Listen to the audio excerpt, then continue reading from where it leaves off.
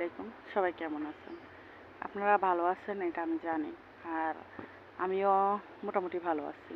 তো এখন একটা ভিডিও বানাবো, সেটা কিছু ভাবিদের উদ্দেশ্য করেই বলবো। শোনেন ভাবিরা, আপনারা একটা সংসারে যখন আসেন ওই সংসারটা কিন্তু অগোছালো থাকে না। সেটা একটা গোছানো গাছানো সংসারেই আসেন। আসার পর আপনারা কি করেন? আপনাদের স্বামীদেরকে হাত করার জন্য তাদের প্রথমত আপনাদের টার্গেট হয় ননদরা আর শাশুড়িরা। তো স্বামীর হৃদয় থেকে ননদদেরকে আর শাশুড়িদেরকে তাড়ান।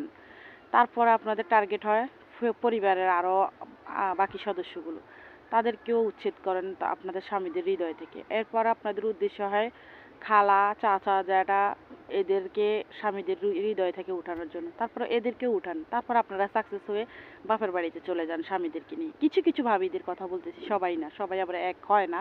সব ভাবিরা সংসার ভাঙতে আসে না, সংসার জোড়া লাগাইতে আসে। তো কিছু কিছু ভাবিরা হয় ভাইয়ের হৃদয় থেকে বোনকে উঠান, বোনের হৃদয় থেকে ভাইকে উঠান। ক্রিমিনালিগুলো আপনারা বন্ধ করেন এবার।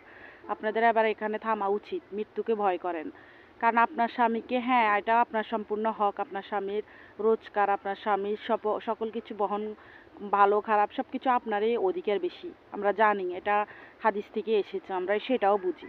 কিন্তু হাদিসে এটা বলে না আপনি এসে একজন মাকে তার সন্তানের হৃদয় থেকে উঠাই দেবেন, একজন বোনকে তার ভাইয়ের হৃদয় থেকে উঠাই দেবেন, কিছু পাড়া প্রতিবেশী কিছু আত্মীয় স্বজনদেরকেও তা আপনার স্বামীর হৃদয় থেকে উঠাই দেবেন। আপনাকে কি হাদিসে এটা শিখিয়ে দিচ্ছে আপনার শাশুড়ি 10 মাস 10 দিন পেটে ধরছে যে ছেলেকে, সেই ছেলেকে আপনি তার মানে মন থেকে উঠাই দেওয়ার জন্য? তো মৃত্যুকে ভয় করেন, মৃত্যুর চিন্তা করেন। আর যারা যে সকল ভাবিরা মানে সংসারকে আগলে রেখেছেন, জোড়া লাগাইছেন, ননদদেরকে মানে ভালোবাসেন, ভালোবাসা দিতে চেষ্টা করেন, ননদরা খারাপ